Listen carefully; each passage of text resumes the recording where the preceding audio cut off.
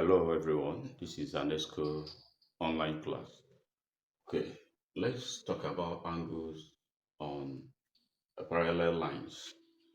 I've explained angle as the distance or change in location between two lines or surfaces that diverge from a point. Now, if we have uh, parallel lines, these are lines that can never meet. And the reason why they cannot meet, we normally represent it with this. Show a sign to show that they are parallel to each other. The reason is that the width is the same all through.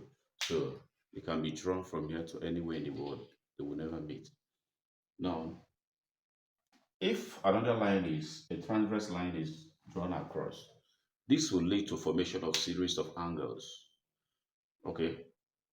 If you consider angle A and angle B, you notice that these two angles are formed on the same side of the transverse and in the same position with what with the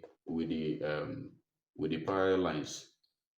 Look at A and B on the same side and in the same position. The way this one is formed, that's how this one is also formed, and that is how this one is also formed. So these three angles are going to be the same, and we call them what? Corresponding what? Angle. A correspond to B correspond to what? C. So three of them are what? The same. Same thing is applicable if you have the angles here.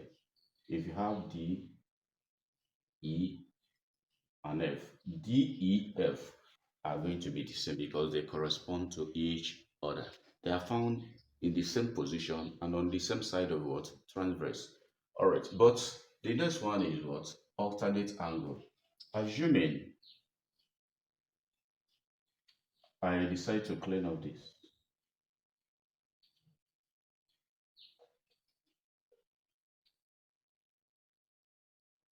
Now, if instead of this angle being here,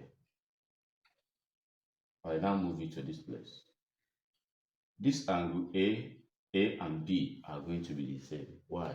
They are alternate towards each other. A is alternate to B. They are found on the opposite side of what? Transverse. Not just opposite side, but the side that looks alike. Now, this lower part and this one, they're exactly the same. This side and this one are the same. So B is equals to A because they are what? Alternate. If you want to look at alternate of C here, the alternate of C here will be what? This place. We can call this place D. So C and D are also what? Alternate. Now the next one is vertically opposite angle. Let me show you something. Initially, we had A here, and we say A is equals to B because they are corresponding.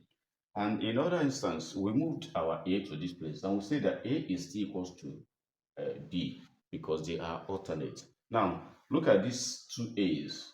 You see that they are vertically what? Opposite to themselves. When angle, if you have lines like this angle and this one are vertically what? Opposite. And they are going to be what? The same. That's why this place is A. This one is also what? A.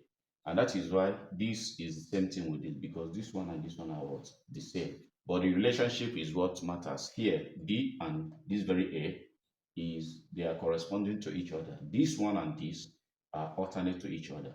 But these two are also the same because they are vertically what? Opposite. The same thing is going to happen here. This and this are vertically what? Opposite. This and this are alternate. This and this correspond. Adjacent angle. All right. When you talk about adjacent angle, I'm assuming that we decide to call this place B. You see, A and B are adjacent to each other. And if you straighten this, you remember that a straight angle is what? 180 degrees. So the sum of adjacent angles is 180. Therefore, our A plus B is equals to 180. Once you know one of them, you can calculate the other one by subtracting the value you know from 180. It will give you the other one. Please do not forget to share the video. Watch the next one where we're going to trace some examples.